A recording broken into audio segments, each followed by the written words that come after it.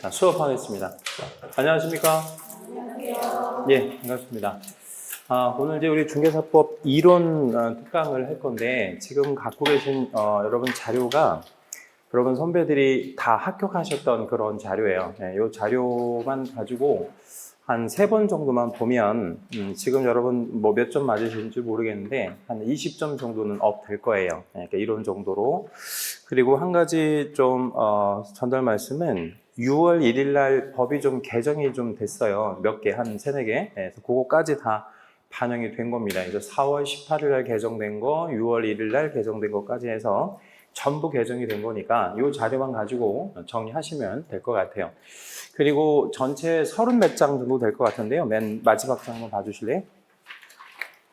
32장인가 막 그럴 거예요. 그죠? 네, 그래서 1시간에 4장에서 6장 정도, 많이 나면 6장, 1시간에 최소한 4장 정도 이렇게 진도 나가는 그런 페이스로 해야 될 것 같아요. 네, 그래서 전체적으로 한 6시 반 정도 전후로 한 10분 왔다 갔다 할 것 같은데 그 정도 끝내려면 그 정도 페이스로 해야 되니까 너무 빠르거나 뭐 너무 늦거나 이렇게 생각하지 않도록 그렇게 해주시면 될 것 같습니다.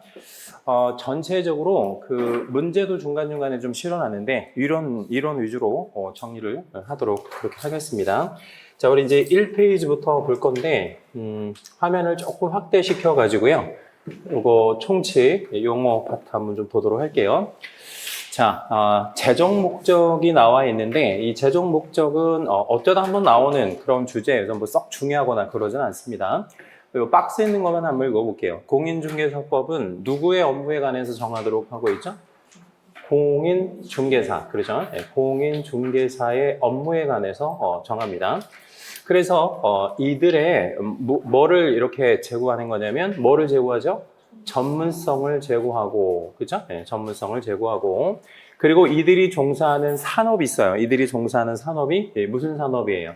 부동산 중개업, 중개업이라는 산업을 건전하게 육성함으로 인해서 그 모든 것들은 다 뭐에 이바지하고자 하는 거냐면 국민경제에 이바지하고자 하는 것이다. 이렇게 이제 보시면 되겠죠. 정답은 그러면 몇 번이에요? 1번입니다. 자, 그러면 용어의 정의 파트로 한번 가보도록 하는데 용어는 아주 중요하죠. 우리 이제 본 시험에 보면 1번 아니면 2번으로 나오는 그런 테마이기도 하지만 이 용어를 모르면 우리 그 많은 문제들을 해결하기가 되게 어렵기 때문에 용어를 완벽하게 내 걸로 소화하고 계실 수 있도록 자, 중개, 법정 중개 대상물에 대하여 거래 당사자 간의 매매 교환 임대차, 그 밖의 권리의 득실 변경에 관한 무엇을 무엇하는 것이다 라고 정의해 볼 수 있을까요? 제가 너무 대단한 걸 요구했나요? 용어 우리 1번 중개인데 무엇을 무엇하는 것? 행위를 알선하는 것, 그죠? 행위를 알선하는 것, 뭐 이렇게 정의합니다. 그럼 여기서 행위를 알선한다라고 했을 때 이 행위라고 하는 것은 어떤 행위냐면 역으로 가면 매매, 교환, 임대차, 그 밖의 권리의 득실 변경을 시키는 행위를 말하죠. 그 행위를 뭐 하는 게 중개예요? 알선하는 게 중개죠, 그죠? 그래서 정리하면 중개는 행위를 알선하는 것이구나 이렇게 정리하시면 되겠고 공인중개사, 이 법에 의한 공인중개사 자격을 뭐 한 자라고 정의합니까? 취득한 자를 공인중개사라고 정의하죠. 중개업, 중개업이 되기 위해서는 첫째, 다른 사람의 뭐가 꼭 있어야 되냐면 의뢰가 있어야 됩니다. 그리고 일정한 뭘 받아야 되냐면 보수, 그리고 무엇을 업으로 행할 것, 중개를 업으로 행할 것, 뭐 이런 식으로 우리 정의하죠, 그죠? 네, 중개업의 정의.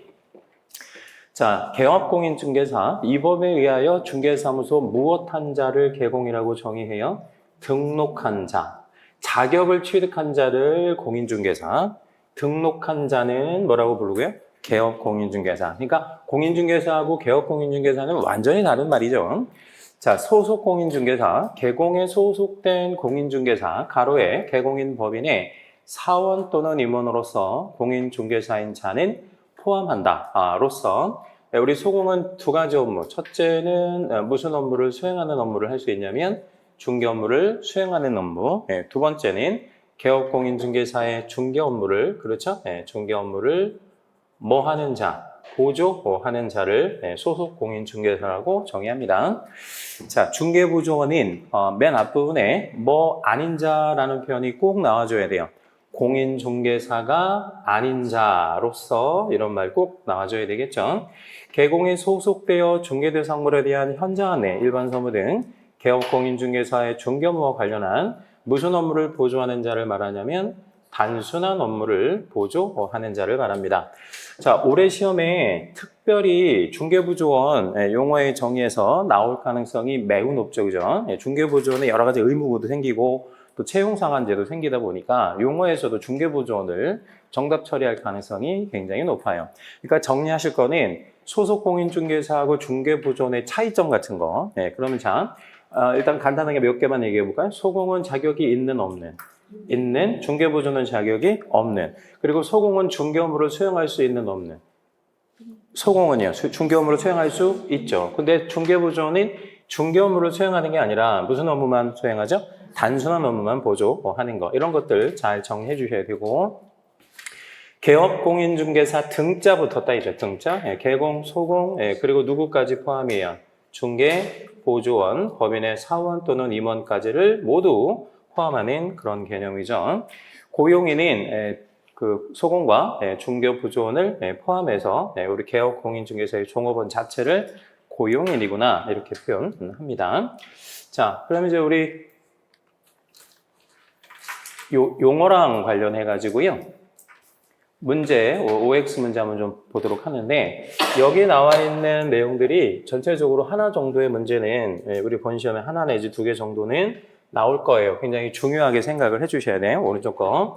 정답 답 맞추는 것보다는 어디가 어떻게 틀렸는지, 옳은 거는 어떤 것이 옳은 건지 이런 것 좀 찾아내시는 연습 하셔야 됩니다. 자, 옳은 것은 모두 몇 개인가? 기억번, 중개람은 법정 중개 대상물에 대하여 매매교환 임대차 그 밖의 권리의 득실 변경에 관한 행위를 알선하는 것이며, 좋아, 여기까지.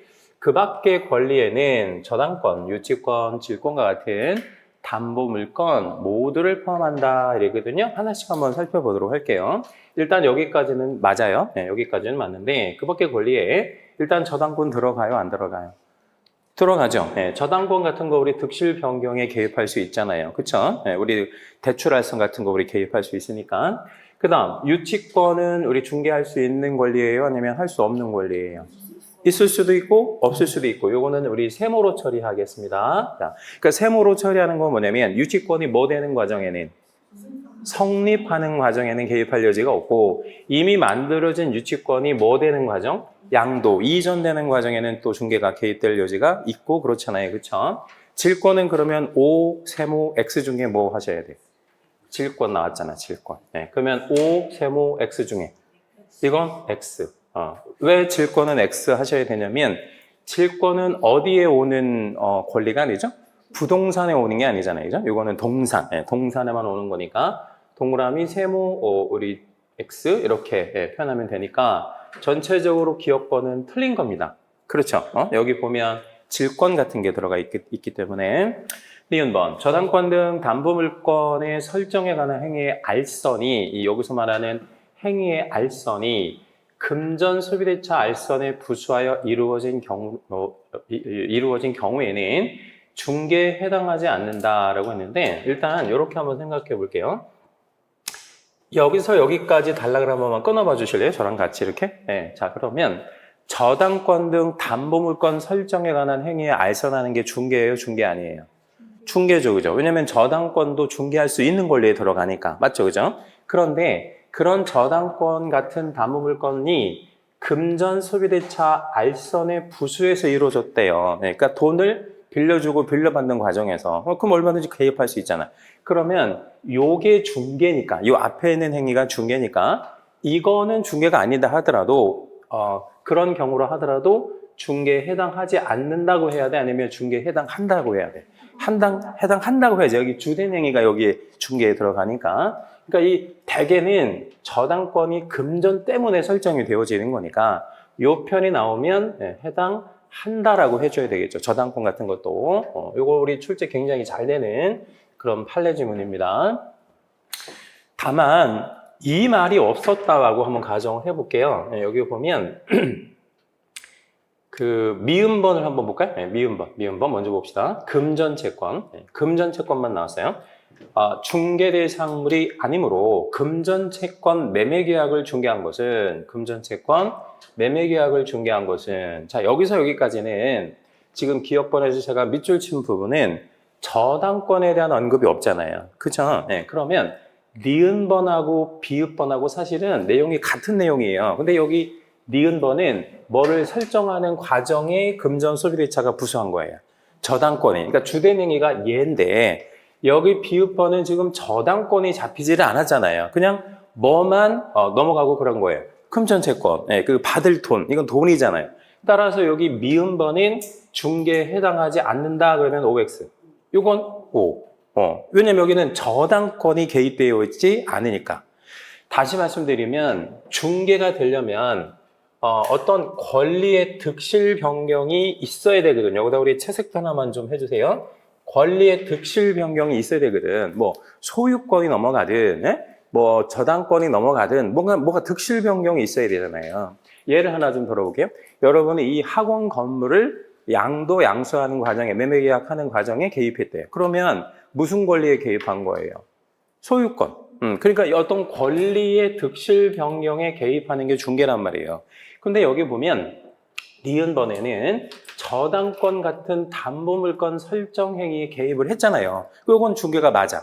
그런데 비읍번에 보면 온전히 금전채권만을, 그렇죠? 여기는 저당권이나 소유권이나 왔다 갔다 한 게 아니고 그냥 금전채권만이 매매가 되어지는 대상이라고 하니까 얘는 중개에 해당하지 않는다. 이렇게 이제 표현하는 게 맞죠. 그죠? 그래서 요거는 옳은 표현이 됩니다. 미음번은 옳은 표현이고. 자, 그러니까 요거 니은번하고 비읍번하고 되게 중요해요. 우리나라 부동산 중개는 쌍방 중개는 물론이고 일방 중개도 중개에 해당한다는 것이 판례이다라고 했는데 쌍방 중개하고 일방 중개의 차이가 뭐냐면 이 쌍방 중개는 의뢰가 그러니까 팔아주세요 사달라고 하는 의뢰가 양쪽에 있었다는 거죠. 그래서 쌍방 의뢰가 있었다는 겁니다. 쌍방 의뢰 매도 매수 다 있었다. 그런데 일방 중개는 의뢰가 어느 쪽에만 있었다는 얘기예요. 한쪽에만 일방 의뢰 그러니까 매도가 있었거나 매수가 있었거나 한쪽만 있었다 뭐 이런 얘기가 되는 거죠. 그래서 이것도 맞는 얘기죠. 일방 중개도 중개에 해당한다라고 보는 것이 판례의 태도입니다.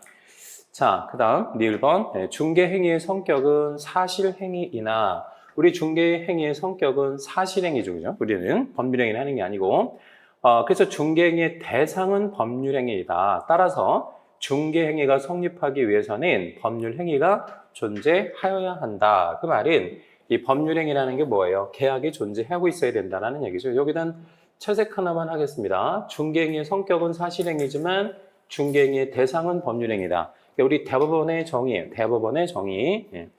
그러니까 중개행위 자체의 성격은 사실행위, 중개행위의 대상의 성격은 법률행위. 그러니까 우리 법률행위, 즉 계약이 존재해야만 중개도 개입할 수 있겠죠? 미음번 맞는 표현이고 중개계약은 무상을 원칙으로 하는 면에서 유상을 원칙으로 하는 위임계약과 다르다. 다만 선량한 관리자의 주의 의무를 부담하는 면에서는 동일하다라고 했는데 우리 중개계약은 우리 개공이 일방 당사자니까 무상을 원칙으로 하는 면에서 유상을 원칙으로 하는 위임계약과 다르다 이러면 틀린 말이 되는 거죠. 왜냐하면 중개계약은 개공이 일방 당사자니까 유상, 무상 굳이 따진다면 뭐에 들어가요?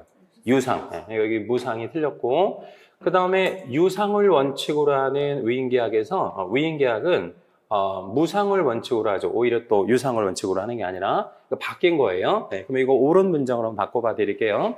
중개계약은 유상을 원칙으로 하는 면에서 잠깐만요. 유상을 원칙으로 하는 위임계약과 무상을 원칙으로 하는 위임계약과 다르다. 이렇게 들어가야 되겠죠? 여기 무상과 유상의 위치가 바뀐 거. 다만 선량한 관리자의 주의 의무를 부담하는 면에서는 동일하다. 이건 동일해요. 자, 여기도 우리 채색 하나만 하죠. 이거 최근에 좀 잘 나오는 표현이니까 우리 중개는 성간주의 의무를 부담하는 그런 측면에서는 같다. 뭐 이렇게 보면 되겠죠. 15번 무등록 중개행위를 하면서 보수를 받을 것을 약속 요구만 했대요. 그러니까 실제로 돈을 받았다는 거예요? 아니면 안 받았다는 거예요? 아직 안 받았다는 거죠. 그래서 약속 요구만 행위도 영리성이 있는 것으로 보아서 처벌의 대상이 된다. OX, X. 이거는 약속 요구만 했지 실제로 받은 게 아니니까요. 이응번 무등록 중개업을 영위하는 자에게 중개를 의뢰한 자는 무등록 중개업자와 공동으로 처벌된다. 요즘에 우리 이거 잘 나오는 건데 처벌되지 않죠. 무등록 중개업하는 사람을 처벌하는 것이지 그 사람한테 의뢰했다고 처벌하거나 그러진 않아요. 즉 알선 중개를 업으로 하였는지 여부는 알선 중개 행위의 반복성, 계속성, 영업성 등의 유무와 그 행위의 목적이나 규모, 횟수, 기간, 태양 등 여러 사정을 종합적으로 고려하여 사회 통념에 따라 판단하여야 한다. 판결문입니다. 그러므로 일시적으로 우연한 기회에 단 1회, 여기다 우리 채색 하나만 잡아주시겠습니다. 일시적, 우연한 이런 거, 단 1회 이런 표현들 나오면 결론만 보시면 돼요. 업이다 아니면 업은 아니다. 업은 아니다. 그래서 업으로 보지 않는다. 맞는 표현이 되겠죠. 이게 옳은 표현이고요. 즉 중개 행위가 컨설팅 행위에 부수하여 이루어진 경우라도 중개업에 해당되어 처벌될 수 있다. 자, 여기 보면 컨설팅 행위에 부수하여 이 사람의 직업이 컨설팅 행위가 직업이에요. 근데 이 직업적인 행위를 하면서 이거에 부수해서 중개 행위를 했대. 그러면 이 중개업이 소위 말하면 무슨 중개업이어야 하는 거예요? 무등록 중개업이어야 이 사람을 처벌을 할 거 아니에요. 그쵸? 네. 그러니까 지금 이 사람은 컨설팅 행위 자체가 직업인데 이 직업에 부수해서 중개 행위를 계속해서 반복적으로 했다면 무등록 중개업으로 처벌을 하려면 무등록 중개업으로 무등록 중개업으로 본다라고 해야 되겠죠. 그래서 처벌될 수 있다. 맞는 표현입니다. 이것도 빈출이고요. 기억. 중개계약이 체결되었는데도 보수를 받지 않은 것은 이라고 했어요. 보수를 스스로 포기한 부분이죠. 그러다 우리 간단하게 밑줄 하나만 좀 해주시고 보수를 받지 않은 것은 자기 스스로 권리를 뭐 한 거라고 생각하시면 돼요. 포기. 내가 그냥 안 받은 거잖아요. 그러면 이렇게 권리를 포기한 것은 공인중개사법 위반이다 아니면 위반은 아니다. 위반은 아니다. 나 스스로 그냥 권리를 포기한 거죠. 전개하면 의무와 책임이 면제된다, 면제되지는 않는다. 면제되지는 않는다. 그러니까 나 스스로 권리를 포기했다고 해가지고 내가 부담하는 의무, 내가 부담하는 책임 이런 거에서 자유로운 것은 아니다. 이런 거죠. 그래서 이거는 틀린 표현이 됩니다. 지금 중개 행위에 해당하는지 여부는 진정으로 거래 당사자를 위하여 거래를 알선 중개하는 의사를 가지고 있었느냐고 하는 개업공인중개사의 주관적 의사, 이 주관적 의사에 의해서 결정할 것은 아니고요. 주관적의 반대말, 객관적 혹은 다른 말, 사회 통념 이런 걸로 판단해야 될 결정하는 게 맞겠죠, 그죠? 이거 다 잘 나오는 판결문들이거나 빈출 지문이라서 다 알고 계셔야 돼요. 이거 그러면 정답을 한번 해봐야 되는데 옳은 것을 골라라 그랬으니까 동그라미 된 것만 한번 좀 전부 한번 해볼까요? 하나, 둘, 셋, 넷, 5개.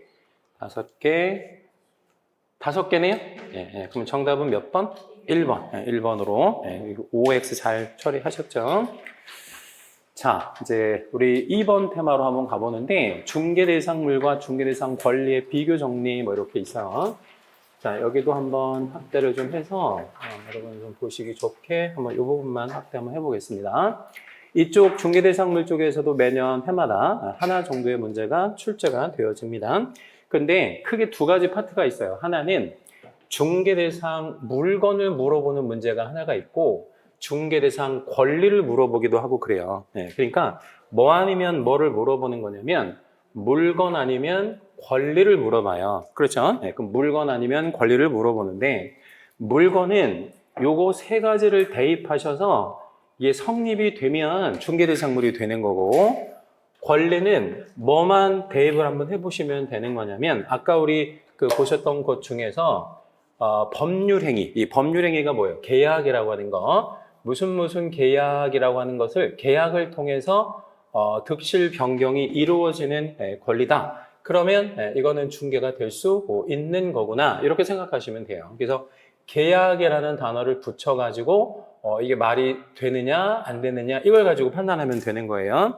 그러면 뭐 예를 하나 좀 들어볼까요? 소유권이라고 나왔어요. 그럼 소유권은 매매 계약 이런 말 쓸 수 있잖아요. 그 매매 계약이면 소유권의 성립 이전 과정에 개입할 여지가 있다 없다? 있다. 근데 점유권은요. 점유권 설정 계약 이런 말 안 쓰거든. 점유권 설정 계약 이런 말 안 쓰거든요. 왜 안 쓰냐면 점유권은 본권이 아니니까. 그죠?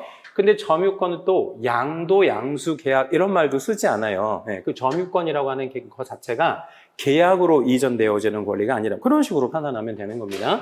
이건 이따 다시 한번 말씀드리도록 하고 우리 중개대상물 쪽 한번 넘어가 보는데 요거 세 가지 대입해가지고 말이 되면 중개대상물이 된다고 말씀드렸어요. 첫째, 사적 거래가 가능해야 돼요. 돈 주고 살 수 있어야 된다. 돈 주고 살 수 없는 거는 중개대상이 될 수 없는 겁니다. 그 다음 중개행위에 개입 가능성이 있어야 된다. 개입 가능성이 있어야 된다라고 하는 거는 뭐 예를 좀 하나만 들자면 상속이라고 하는 원인에 우리 개입할 여지가 있어요, 없어요? 없죠. 그죠? 상속이라는 어떤 과정에는 개입할 여지가 없잖아요. 다만 상속받은 주택이다. 이렇게 나오면 이건 중개할 수 있는 거예요, 없는 거예요? 있는 거죠, 그거는. 여기 보면 이런 말로 상속받은 주택. 여기 제가 상속 X는 상속이라고 하는 그 원인에는 개입할 여지가 없다. 원인에는. 근데 이미 상속을 받았다. 이러면 우리 중개할 수 있는 것이고, 그죠? 상속을 받은 거니까. 뭐 이렇게 생각하시면 될 것 같아요. 그 다음에 법령의 규정이 있을 것. 법령의 규정이 있어야 된다는 거는 여기 나와 있는 이런 규정이 있어야 됩니다. 뭐 예를 하나 좀 들자면 시험에 좀 잘 나오는 것 중에 선박 같은 거 여기 이제 들어가는데 선박은 일단 X라고 이제 하셔야 되는데요. 선박은 왜 X냐면 선박 여기 보면 오른쪽 15번에 선박이 있네요. 선박은 왜 X냐면 뭐가 없어서요? 규정이 없거든요. 그래서 다시 한번 선박은 돈 주고 살 수 있나요? 네. 그죠? 네, 그럼 돈 주고 살 수 있으면 중개가 개입할 여지도 있어요. 네, 근데 선박은 뭐가 될 수가 없다는 거예요. 우리 중개 대상물이 될 수 없다. 이유는 규정이 없기 때문에 이렇게 정리해 주시면 되겠고요. 그러면 규정이 있는 물건은 뭐가 있냐면 토지, 건축물, 그 밖에 도지의 정착물, 그 다음에 임목, 공장재단, 광업재단 뭐 이런 것들이 여기에 해당될 수 있습니다. 그리고 이제 왼쪽에 보면 중개대상물에 해당하는 거에 대한 판단, 여기는 해당하지 않는 거에 대한 판단 뭐 이렇게 있는데 이거 다 설명 뭐 시간 관계상 다 드릴 수는 없고 시험에 좀 잘 나오는 거 좀 위주로 말씀을 좀 드려보도록 하는데 일단은 이런 거 좀 잘 나옵니다. 공장재단에 속한 공장만의 임대차 같은 거. 원래는 그 공장재단에서 분리된 거는 분리된 물건은 중개대상물 될 수 없는 것 쪽이거든요. 근데 공장재단에 말하자면 저당 설정 잡은 상태에서 장사가 안 돼가지고 공장이 가동이 안 되는 거예요. 그러면 그 말하자면 공장 기업에서 그냥 내가 가동도 안 되고 장사도 안 되고 뭐 경기도 안 좋은데 공장 이렇게 세 주는 거는 어때요? 그 대신 누구한테 동의를 얻어서 세를 주는 거예요. 저당권자한테 동의를 얻어서. 그러면 저당권자가 동의하면 이것도 안 되는 건 아니단 말이에요. 뭐 그런 개념들 알고 계시면 되겠고요. 그 다음에 이제 공사법상 제한이 있는 것들, 뭐 토지거래 허가 구역안에 토지, 뭐 앉아있을 거 전혀 없죠.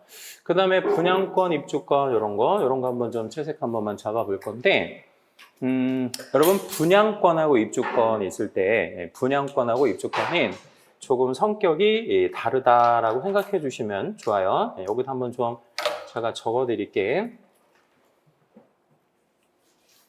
분양권이라고 하는 개념과 입주권이라고 하는 개념은 다르다. 그래서 분양권은 법이 얘는 주택법에 근거합니다. 주택법상 입주자로 선정이 된 지위 이렇게 생각하시면 되겠고요. 여기서 입주자로 선정이 된 지위 이꼴 어떤 식으로 분양권을 정의하냐면 동호수가 특정이 되어야 해요. 동호수가 특정이 되어야 하고 그 다음 뭐가 체결이 되어진 상태 분양 계약이 체결되어진 상태. 이거를 우리 분양권이라고 얘기를 해요. 근데 포인트는 얘는 주택법상의 지위입니다. 주택법. 주택법 다 아시죠?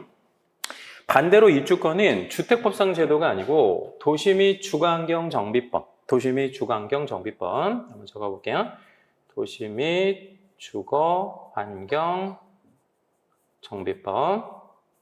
여러분, 도시 및 주거환경 정비법에 의해서 하는 사업이 어떤 사업이 있어요? 되게 우리 중요한 사업. 재건축, 재개발 이런 사업. 네, 그러면 이 도시 및 주거환경 정비법상의 말하자면 입주자로 선정된 지위 이렇게 들어가야 돼요.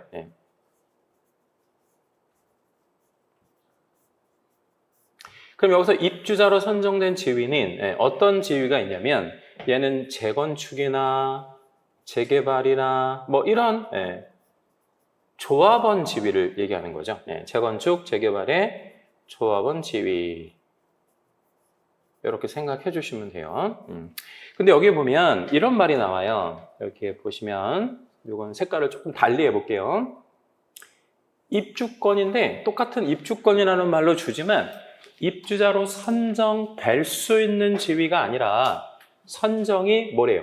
될 수 있는 지위. 이런 거 조심하셔야 돼. 이런 거 실제도 잘 되는 데다가 그러면 다시 왼쪽은 입주자로 선정이 된 지위예요. 왼쪽은. 근데 오른쪽은 입주자로 선정이 될 수 있는 지위다. 그러면 지금 이거가 선정이 된 건 아닌 거죠. 오른쪽은. 선정이 될 수 있는 앞으로의 미래의 문제니까. 이거를 뭐 당첨권이라고 부르기도 하고 대토권 뭐 이런 것들 아주 잘 나오는 표현들입니다. 자, 뭐 그런 것들 기억해 주시고 선박, 선박도 채색 하나만 잡아 주실 건데 선박도 잘 나오고요, 시험에. 뭐 그런 것들 얘도 좀 잘 나오죠. 세차장. 세상에 존재하는 모든 세차장의 중개될 성분이 안 된다는 게 아니라 우리 이제 표현을 읽다 보면 세차장 중에서 볼트 너트 방식으로 이렇게 나올 때가 있어요. 볼트 너트 방식으로 이러면 뭐가 굉장히 용이한 거예요. 이동이나 해체가. 그러면 이거는 뭐가 아닌 거예요? 정착물이 아닌 거죠. 그래서 그런 것들 바로 제껴내시면 됩니다. 뭐 이런 것들. 그 다음에 얘도 좀 채색 하나만 잡아볼게요. 1필 1부의 임대차. 1필 1부의 임대차. 1필 1부의 임대차가 가능해요? 아니면 불가해요? 가능하죠. 왜냐면 1부의 임대차 상관없잖아요. 조금 빌려주는 거. 등기할 방법이 있으니까. 근데 오른쪽에 1필 1부의 매매, 교환, 저당권 이런 것들은 쉽게 말하면 등기할 방법이 없잖아요. 등기라고 하는 건 이제 특히 매매 같은 거는 소유권의 범위하고 똑같이 이제 들어가야 되고 저당권도 마찬가지니까 등기하지 못하니까 그건 거래도 못한다. 이렇게 정리해 주셔야 돼요. 전체적으로 어떤 기준 하나만 잡고 계시면 된다. 그 다음 이제 권리 쪽으로 한번 좀 가보는데 아까 제가 무슨 권리로 끝나면 이거 붙여보면 된다 그랬어요. 계약. 그래서 계약이라는 말을 붙여서 말이 돼. 동그라미 그러면 중개 대상이 되는 거고 계약이라는 말을 뒤에다 붙여봤는데 말이 안 돼. 그러면 X 이렇게 하시면 되는 거예요. 그러면 저당권 나왔어요. 그럼 저당권 한번 붙여볼게요. 저당권 설정 계약 이런 말 쓸 수 있어요, 없어요?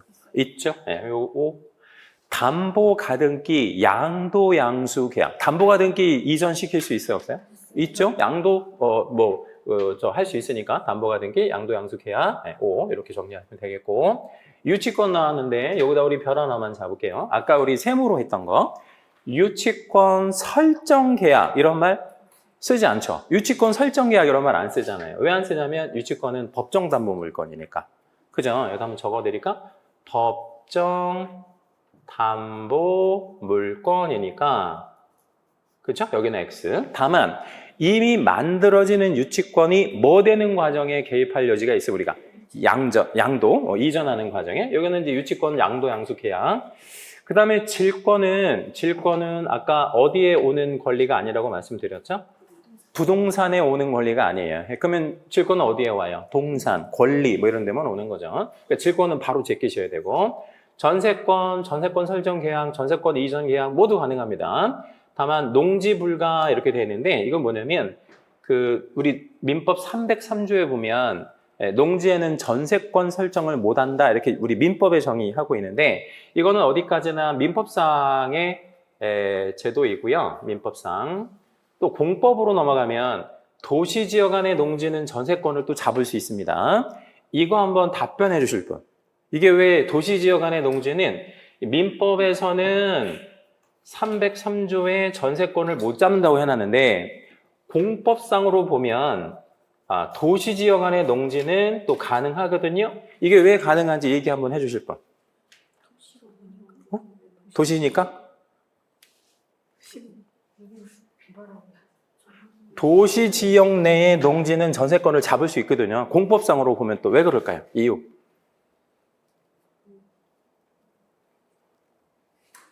얘기해 주실 분 없어요?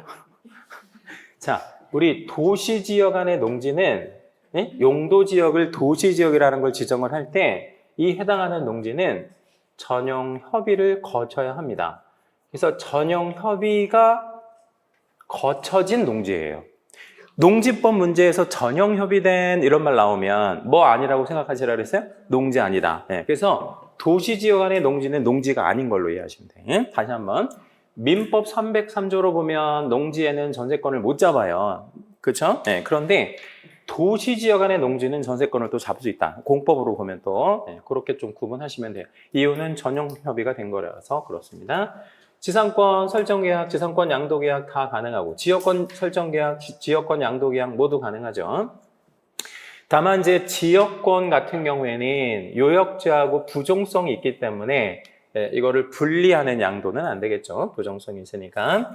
등기는 환매권, 환매권에 성립하는 과정, 환매권 설정 계약, 환매권 설정 특약 같은 게 있으니까 이거 개입할 여지가 있고 환매권을 양도양수할 수 있습니다. 그런데 환매권을 가지고 처분하는 과정, 그러니까 환매권의 재매매 과정, 그러니까 환매권을 가지고 행사하는 과정에는 또 개입할 여지가 없죠.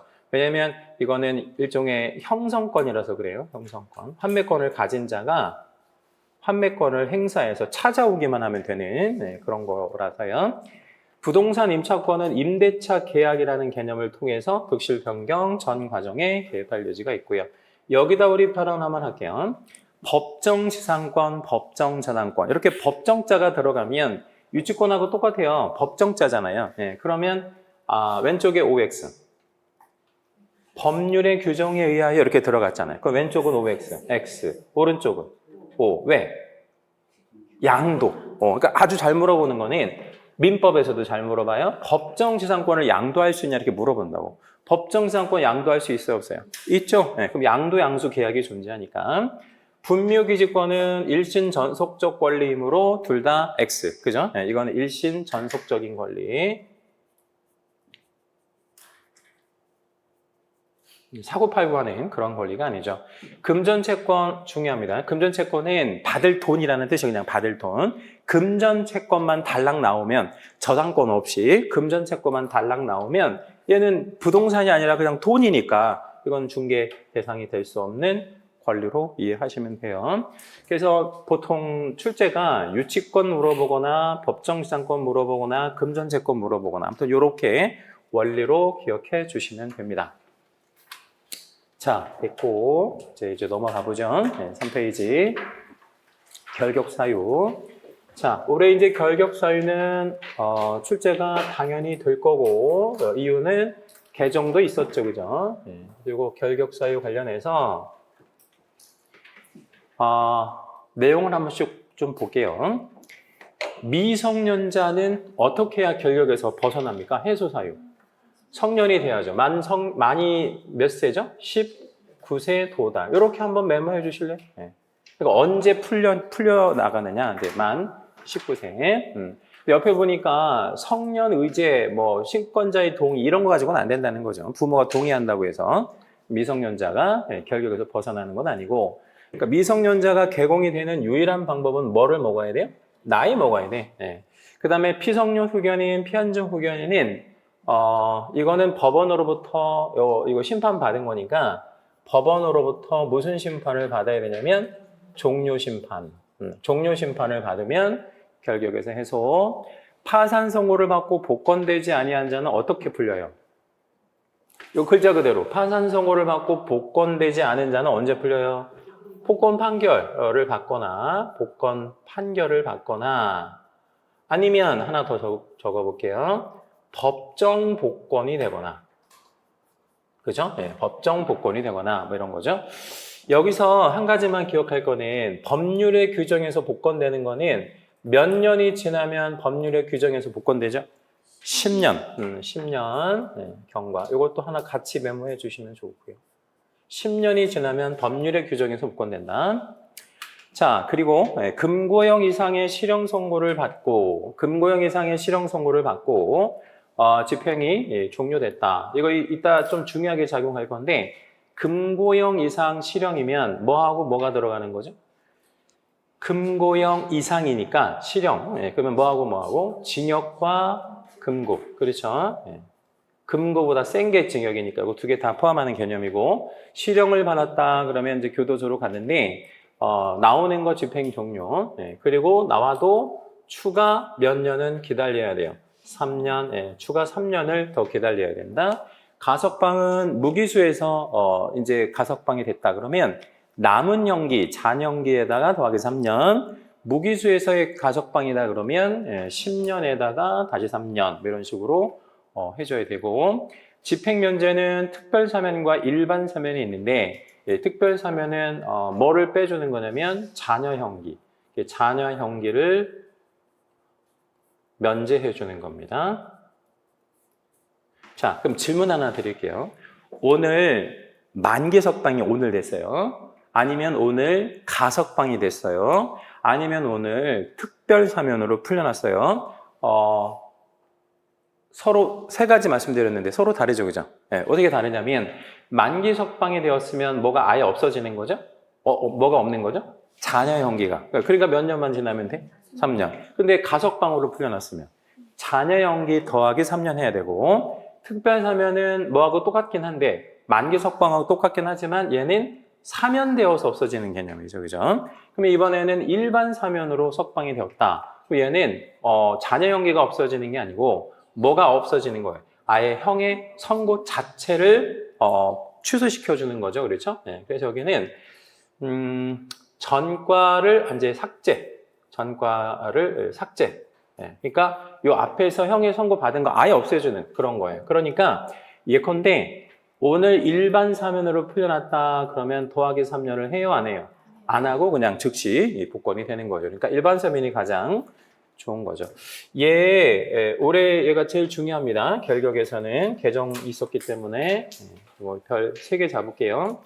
금고형 이상의 집행유예 우리 선고자 이랬는데 이 집행유예 선고받고 유예 기간에 그러니까 유예 기간도 끝나야 되고 그렇죠? 유예 기간도 경과가 돼야 되고 더하기 몇 년 해야 돼? 2년. 더하기 2년 꼭 기억해 주셔야 합니다. 자, 여러분 실형과 집행유예의 차이점. 여기 보면 실형이라는 말 나오잖아요. 실형과 집행유예의 차이점. 실형과 집행유예의 차이점. 어떤 차이점이 있어요? 그걸 구분하셔야 3년일 수도 있고 2년일 수도 있고 그렇잖아요. 그럼 이건 어떤 뜻이에요? 교도소로 갔다? 갔으면 무조건 3년 기다려라. 안 갔다. 이건 집으로 갔다. 이거 집으로. 그럼 몇 년만 기다려? 2년. 이렇게 구분하시면 돼요. 자격 취소가 됐다. 그럼 자격이 취소가 되면 플러스 몇 년간 결격이냐면 3년간 결격이죠. 자격이 취소가 되면 3년간 결격인데다가 자격이 취소가 되면 전부 3가지를 못하는 3불에 들어가죠. 3가지 뭐뭐뭐를 못하죠. 우리 아시는 대로. 자격 취소가 되면 3가지 뭐뭐뭐 못해요. 일단 시험 못 보고요. 또 등록이 안 되고 결격이니까 또 하나 뭐예요? 고용이 될 수 없는 3불에 들어가죠. 자격이 취소가 되고 3년간은 시험 못 봐, 등록이 안 돼, 고용도 안 된다. 그 다음에 자격 정지 기간 중인 자, 얘는 오로지 소급만 받는 행정처분이죠. 소급만. 그리고 최대 우리 몇 개월까지 받을 수 있냐면 6개월 내에서 받을 수 있습니다. 그리고 요거는 우리 정지 기간만 기간 경과 시에 결격에서 풀리는 거죠. 그 다음 8번의 등록 취소. 등록이 취소가 되면 몇 년간 결격에 걸리는 거예요? 우리가 3년, 추가 3년. 등록이 취소가 되면 자격 취소하고 똑같아요. 3년간 결격에 걸리는데 다만 이 3년의 결격을 적용하지 않는 예외가 4개 있죠. 그죠? 사망한 개공이거나 해산한 개공, 결격 때문에 등록 취소 먹은 개공, 등록 기준 미달, 사회 결등에 의해서 등록이 취소가 되면 사회 결등에 의해서 등록이 취소가 되면 3년의 결격을 따로 적용하지 않는다. 이유는 사망과 해산은 어차피 해소가 안 되는 영구적 결격에 걸리는 거고 결격사는 어떻게 풀리냐면 원인 결격에서 그렇죠? 네, 원인 결격에서 해소가 되면 원인 결격이 뭔지는 모르지만 원인 결격이 풀리기만 하면 언제든지 재등록할 수 있다. 뭐 이런 얘기들. 그 다음 등록 기준 미달. 등록 기준 미달에 의해서 등록이 취소가 되면 언제 다시 할 수 있냐면 등록 기준만 뭐 하면? 충족하면. 등록 기준만 충족하면 뭐 할 수 있어요? 재등록할 수 있겠죠. 그죠? 이거는 3년의 결격을 적용하지 아니한다. 사회 결등. 자, 업무정지 처분 후 폐업한 자. 요거는 아시다시피 개공만 받는 행정처분이죠. 업무정지는 개공만 먹으니까. 그리고 최대 몇 개월까지 업무정지 먹을 수 있냐면 6개월까지 업무정지 먹고요. 요거는 정지기간 경과하면 결격에서 풀립니다. 예를 하나 들어서 개공이 업무정지 한 달을 먹고 한 달짜리 업무정지 먹고 폐업했다. 그러면 얼마간 결격이 되는 거예요? 그냥 한 달만. 한 달만. 이게 몇 년씩 걸리는 그런 결격 꼭 있는 것만 아니죠. 10번 법인의 업무정지 사유 발생 당시에 사원 또는 임원이었던 자라고 했는데 이 10번 결격 같은 경우에는 법인이 업무정지를 먹은 거잖아요. 그죠? 그러면 법인이 업무정지를 먹었는데 아시다시피 법인은 사람이 아니기 때문에 얘가 뭘 잘못하거나 그러지 않잖아요. 그래서 원인 제공은 누가 했다 이렇게 보는 거예요. 그 사유가 발생할 당시에 사원 또는 임원이었던 자가 원인 제공을 했다라고 보는 거죠. 그럼 여기에서 10번에서의 결격은 누가 결격인 거냐면 법인이 결격이 아니라 얘가 사원 또는 임원이었던 애가 결격인데 얼마간? 그럼 법인의 업무정지 기간 동안. 그래서 법인의 업무정지 기간 경과되면 막바로 결격에서 풀린다. 여기 보면 법인의 사원 임원만 결격이다. 법인이 결격이 아니라 법인은 그냥 업무정지를 먹은 거죠. 원인 제공을 사원 또는 임원이 했을 테니까. 11번 결격은 이 법을 위반한 300만 원 이상의 벌금형을 선고받은 자. 이 법 위반한 300만 원 이상. 여기서 보면 이 법 위반한 300만 원 이상의 벌금형은 추가 3년간 결격입니다. 3년만 지나면 결격에서 해소가 되겠죠. 다만 이쪽에서 이제 좀 중요한 거는 300만 원은 넘는다 하더라도 결격에 걸리지 않는 경우가 있어요. 여기다 우리 채색 하나만 잡을게요. 타법을 위반했거나 아니면 300만 원 미만이거나 선고유예를 받았거나 양벌 규정 같은 경우에는 제외합니다. 다른 법을 위반했대. 다른 법을 이러면 결격 아니에요. 그리고 300만 원 미만이어도 결격 아니에요. 선고유예도 결격 아니죠. 그죠? 그러면 양벌 규정 같은 것도 300이 넘는다 하더라도 이거는 결격이 아니에요. 양벌 규정이라고 하는 거는 이제 고용인 때문에 개공이 같이 처벌받는 거를 양벌이라고 얘기를 했죠. 자, 마지막 12번째 결격에 해당되는 사원 또는 임원이 있는 법인이 있는데 이거는 결격사에 해당되는 사원 또는 임원이 있는 법인이 있는데 이렇게 좀 채색 하나만 해주시고요. 여기서 좀 조심하실 거는 이거는 결격에 해당되는 사원 또는 임원이 있는 법인이 결격인 거예요. 얘 때문에 얘가. 그래서 법인은 이 사원 또는 임원을 몇 달 안에 해소를 해줘야 돼요. 2월 내에 해소를 해줘야 됩니다. 이 2달 안에 해소시켜야 된다. 근데 여기에서 2달 안에 해소를 누구를 해소를 시키는 거냐면 법인이 누구를 내보내는 거예요. 사원 또는 임원을 2달 안에 해소를 시키는 거죠. 그렇죠? 네. 얘를 내보내는 거예요. 법인이. 이렇게 정리해 주시면 됩니다.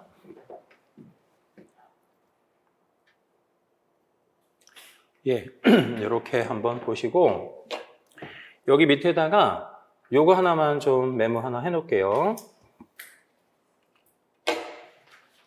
중요 표시 하나 해주시고요.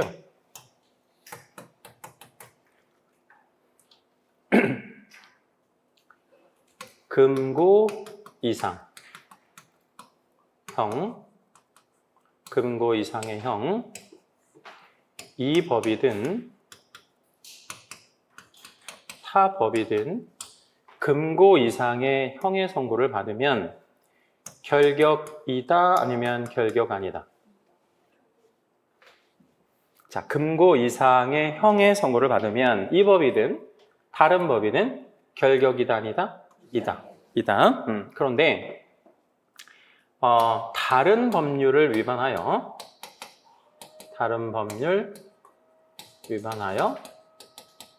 벌금형을 받았다. 이라면 이거는 결격이다, 결격 아니다. 이건 결격 아니다. 네, 이렇게 좀 구분하시면 되겠고요. 이게 이따 자격 취소에서 조금 중요하게 작용할 가능성이 높아서 미리 말씀드린 겁니다. 됐죠? 오른쪽에 끝에 있는 여기 후발적 원시적 결격 이거는 굳이 이건 모르셔도 상관은 없는데 개념만 간단하게 말씀드려 볼게요. 이 원시 후발이 무슨 얘기냐면 이 개념만 그냥 간단하게 기억해 주세요. 옆에다 한번 메모 한번 해볼까요?